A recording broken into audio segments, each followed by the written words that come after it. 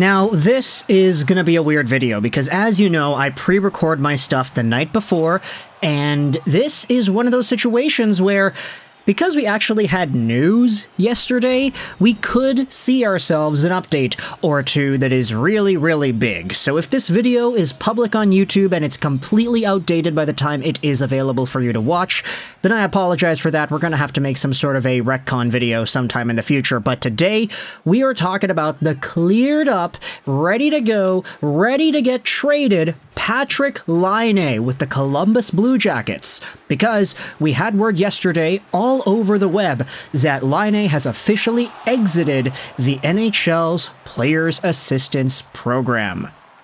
Take a look at this. He has been officially cleared to return from the NHLPA's Player Assistance Program via Sportsnet.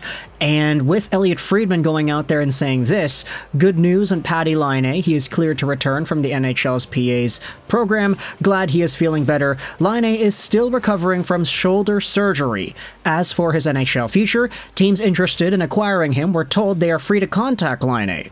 So that is the next step before he and the Blue Jackets decide how to proceed.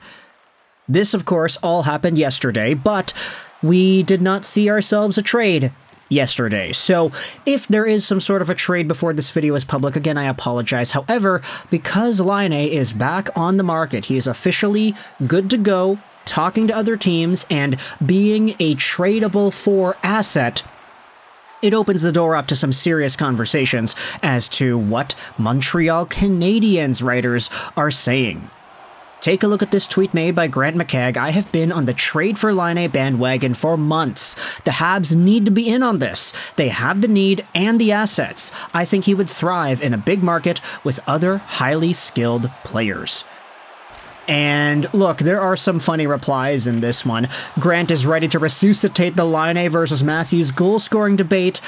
Okay, that's kind of funny. I mean, that was a really big deal back in like 2016 and 2017. Not so much anymore, though, ever since Laine evolved more so to a playmaker. But when you consider some of the other combinations here, a top six of Slafkovsky, Suzuki, Demidov, Caulfield, Doc, Laine would be insane. Oh man, something about that makes me feel very, very warm inside. You know what, even if you wanted to toss out some of the other names that could become guys that are worthwhile to think about in this spot, Alex Newhook, Josh Waugh, whatever, that right there is a pretty good line. And I do think there is some nuance that you can have. Like, if you wanted to move Demidov to center, have Suzuki as the second line C, move Doc over to the wing, and then split up Caulfield and Laine, because having two pure goal scorers on one line might not be the most profitable way to diversify your assets. But just that idea. There is a wide open spot in the Montreal Canadiens top six for a guy like Patrik Laine. If you assume that Slafkovsky, Suzuki, Demidov, Caulfield, and Doc are all bona fide top six players long term, that leaves one more opportunity, and for a guy like Laine who can absolutely lock, load, rip it on goal, clap bombs, and screw moms, that is when everything comes into place. I personally would like to see Caulfield and Laine split up on different lines, but still, you can't really go wrong with any of the options here. Somebody's got to play second line between Demidov, Slafkovsky, and Caulfield, right? When it comes to the assets as well, I'd say that the Canadiens do have maybe the most to give when it comes to a Columbus trade. There is a reply in the Twitter thread here, what would be the price? And Dr. Canadiens goes out there and replies saying this: the Calgary first-round pick, Justin Barron, Philip Machar, maybe something like that. Montreal would probably have to add a little bit more. I don't see the price for Laine being too high after his last few seasons and just coming out of the Players Assistance Program. Then there were some extra things talking about how the Blue Jackets trade price for Laine has settled around picks and a prospect or two. So if it is just some sort of a combination of youth, futures, the Blue Jackets are going full-on rebuild, we want to build around Adam Fantilli kind of stuff, then these kinds of moves would be appropriate. They don't really have a huge need for on-the-roster right now caliber talents, unless, of course, they are young. But at that point, it's like, okay, which younger players do the Canadiens have that they would be willing to trade? They have a bunch of guys that they already have too many guys of. They have defensemen, and that's about it. They're not trading away a Newhook, they're not trading away a Doc, they're not trading away a Suzuki or a Caulfield, goodness forbid. So if it is just a combination of prospects or an extra defense pairing, AHL to NHL tweener who is young, I do think the Montreal Canadiens should be all over this. And honestly, one of the things that I appreciated the most about being a Habs fan over the past few years, especially when Marc Bergevin was in town, was his ability to just never stop making trades. I feel like Canadiens fans have been kind of spoiled the past few years because Kent Hughes has found a way to get these guys going, trade away the guys they don't need, get some extra draft picks, trade for players that are helpful and young. Newhook, Doc, fantastic work. And then Marc Bergevin in the year prior had all of his trades done too. So I think Canadiens fans are just so used to being in, having their hockey team take huge initiative when it comes to exploring the market and seeing what's there and getting their name into the conversation.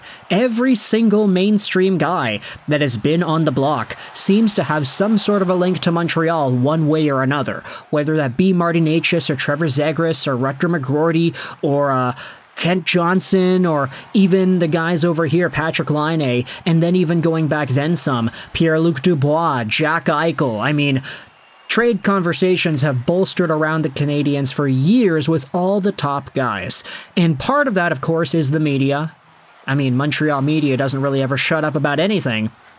But also part of that is because Canadiens fans and analysts are used to seeing Habs GMs going out there and taking that initiative. So for Patrik Laine, this isn't really like, oh, they're going to do it. It's more so of a, hey, he's available now. He's on the market officially. He's able to talk to teams. And if Kent Hughes and co. were to really push their cards into this, I don't think it would be a bad decision. Sure, of course, you have to wait until he recovers from the surgery and gets up to speed healthy. He's already got that mental health back up and running. Now he's just got to fine-tune that physical health with the recovery period over here. And who knows, if the Blue Jackets retain some salary because he is making $8.7 million a year till 2026, there could be even more value to be had here with Patrik Laine and his overall profile.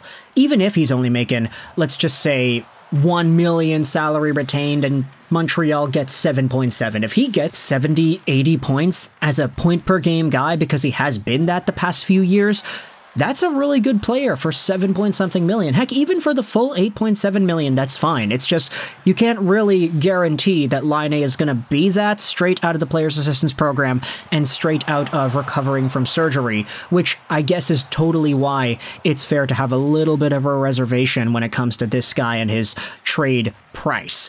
We saw the same thing happen with Jack Eichel. I mean, he was a superstar caliber player, but then the surgery that he wanted was really diminishing his value, and eventually he did get traded, he got the surgery, and he came back, and now he's a Stanley Cup champion, and he's a 90-point guy. So this may be a similar thing with Patrik Laine. Of course, the circumstances are a tad different, but still, there are a lot of similarities to bring up here.